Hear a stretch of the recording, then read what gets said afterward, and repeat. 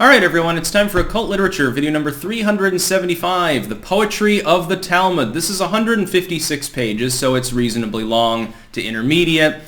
Link in the description to my edition of this work on Amazon, of course. Second and third links to my books, blogs. It is not entirely about poetry. I'll get into the content, but first let me point out, I am now 50% done with next year's editing works before next year begins. This is the 25th of 50 works I was going to do next year. Now, I've decided to work ahead a little bit. Sorry about that being a workaholic thing. Anyway, this work has multiple different disparate sections. One particular component, one big one, is about the use of metaphor, because in the Talmud and Midrash in these writings, metaphor tends to be common. There's an entire section on hyperbole, so sometimes in rabbinical opinions, hyperbole is used for effect, essentially. Another section actually dwells on Greek influence upon some of the rabbinical writings of Judaism. Of course, the ancient Greeks, a lot of their mythology did seep into areas around the Mediterranean basin. This also happens with Roman lore and Norse lore and other major religious forces over time. Gets absorbed, actually, into the Talmud to some degree. This collection of writings, by the way, is quite vast. This particular work is fully sourced, so it sources the actual writings as well as some dozens of secondary writers that are contemporary to Sekel's, who actually made this work. It's well written, although it is the concept of poetry takes a backseat to interpretation and metaphor. I thought the most interesting passages actually were the metaphors regarding animals. So it was like there was one cautionary story, and the meaning of the metaphor, the actual conclusion you're supposed to draw, is that you shouldn't help people who would turn around and stab you in the back. And it was something like a person saw a dead bird and he did like alchemical experiments on it and it revived the bird. And he's like, oh, that's kind of cool.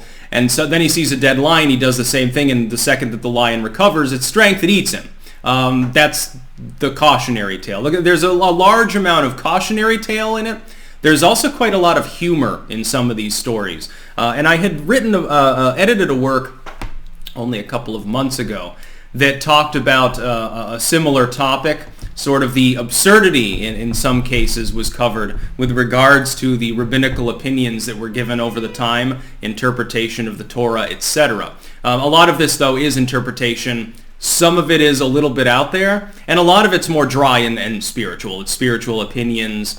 There's also intrigue, like basically palace intrigue, between some of the rabbis, like giving each other curses and blessings. Like, I guess one, I can't remember which rabbi, didn't invite one of the others to a party of some sort, and then the dude like spun some metaphor essentially cursing him, and then he invites him, and then he changes his metaphor, of course. It can be a bit materialistic, which is amusing and ironic, but mostly it is spiritual metaphor, hyperbolic statements, and then of course a little bit of a discussion of that inclusion that doesn't even come from anywhere near Judea. It comes from the Greek culture. There are adaptations actually of Oedipus and some of these other stories that appear there. They are derived directly from the pagans. Again, ironic given some of the debates that I've had recently. So very good work, definitely an interesting read.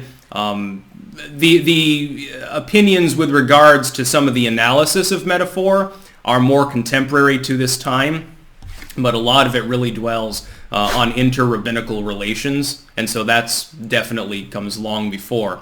I would recommend it. I will be, by the way, doing a compilation on Judaism, possibly Judaism and Christianity meshed together. Depends on the works that I want to include, because some of them touch on both subjects. I figure if it's touching on both subjects, it can go in either compilation, so I haven't quite determined that yet. There will also be Eastern religion, and there will be another compilation. I'm thinking occult miscellany, but I'm not 100% sure. So just a quick update there. Again, a link in the description of my edition of this work on Amazon. Second and third links are to my books, blogs.